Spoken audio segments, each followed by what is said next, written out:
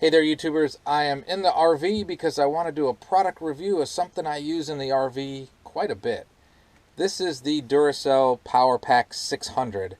This is an update review because I've had this for over 3 years, and honestly, I'm pretty happy with it. It hasn't been perfect, but overall, I'm pretty happy with it. This power pack is 600 watts, sort of. It's 600 watt peak, 480 watts continuous. So that's not a huge amount of power, but you can do a lot more with it than you might realize.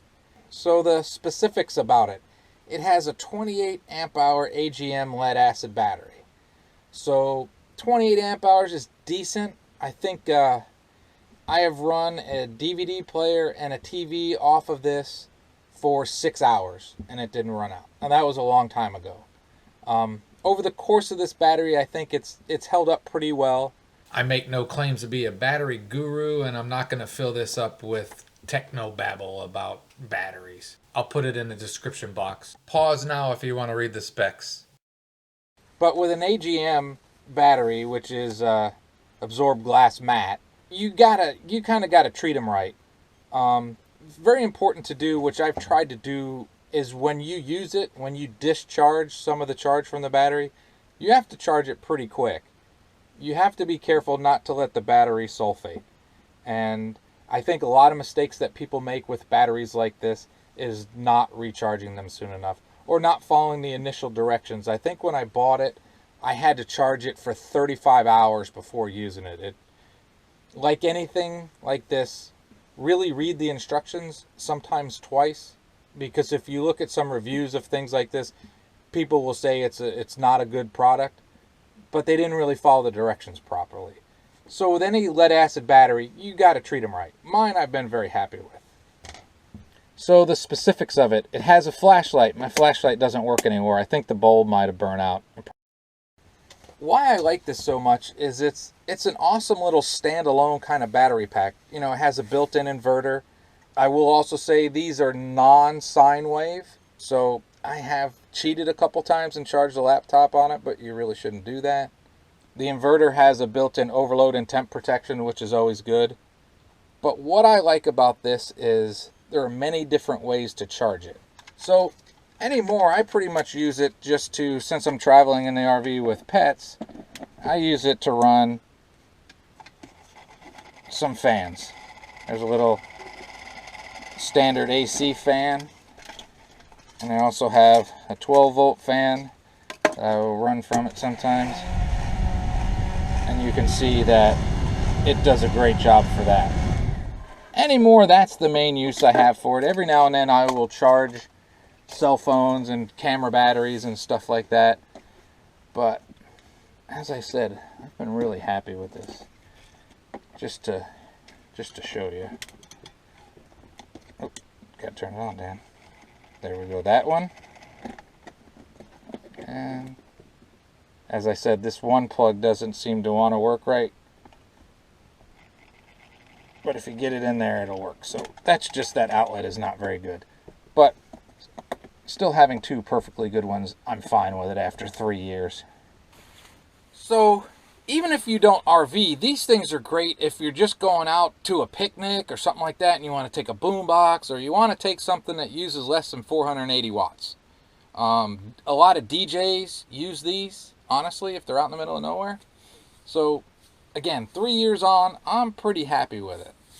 So let's take a look at this side of it and see what we got here. Okay, so for full disclosure, if you can see this, it's kind of junked up. It's pretty messed up. I did a video a ways back where I tried my best to break this darn thing. I was using a solar panel, which I'll show you in a second, and I went to move this as I was standing on the cord from the solar panel to this, and I pretty much yanked this out.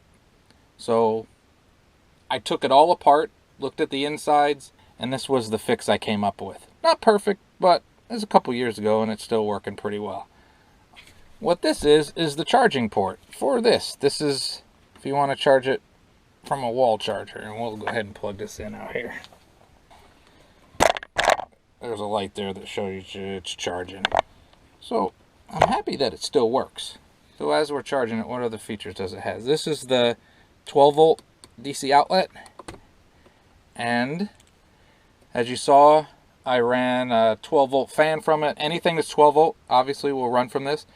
And as we know, 12 volt, you will use less power, and if you can, try to use 12 volt. This comes with it. This is an extension cord that you can plug in, and you can charge this in your RV or your car while driving,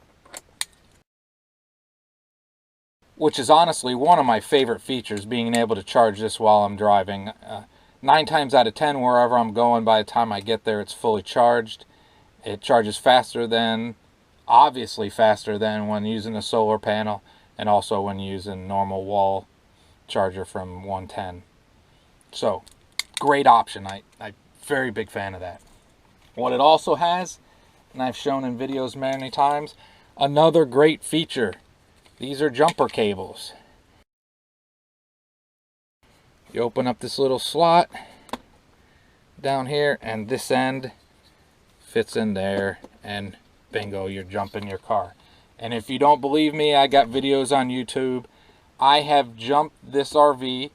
It's a 99 Leisure Travel on a Dodge 3500 Ram van, 5.9 liter engine, and I have jumped this 3 times on one charge, and probably have used these jumper cables on it, on this van alone, probably 10 times. Well, I haven't done it lately because I replaced the battery, so I didn't have to keep doing it. But these are awesome, awesome to have. I don't know if these might be my favorite point, because if you're out in the middle of nowhere and your battery goes dead, there's nothing better than having this to do it. So, for an RVer, whether or not you think you need this power, having a jump start capability on its own is pretty friggin' awesome. And I think it's been 3 years. I think I paid 140, 150 bucks for it. If you look now, they don't make this one anymore. They make a newer model. I think they call it the 1300. It looks different, but it's still 600. You know, it's still pretty much the same battery. But what they've done is they've replaced that silly radio in the back with USB outlets, which was awesome. Alright, so there the sucker is still charging.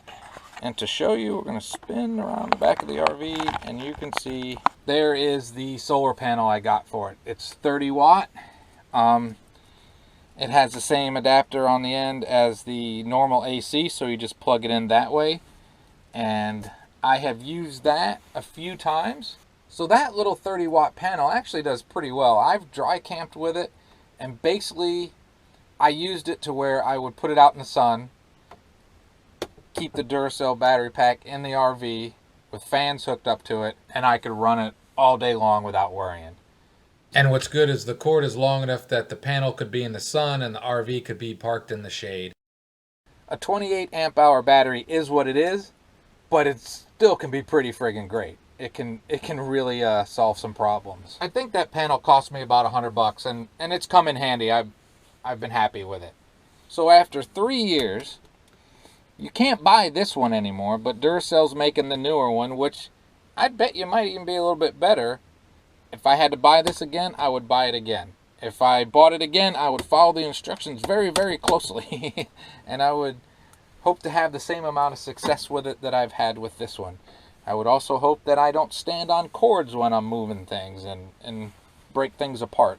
You know, for 140 bucks or whatever it was, a battery with a built-in inverter, 12 volt capabilities, jump start capabilities. I believe the new one also has an included air compressor.